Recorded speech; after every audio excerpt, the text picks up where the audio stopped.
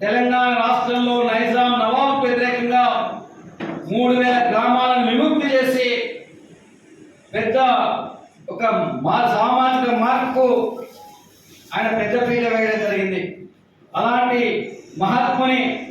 త్యాగాలతో స్ఫూర్తితో ఈ వచ్చిన తెలంగాణలో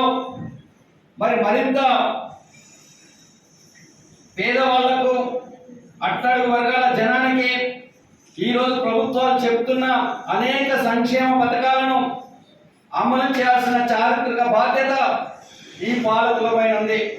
ఈ పాలకులు వాటిని విస్మరిస్తే మరింత తీవ్రమైన పోరాటాలు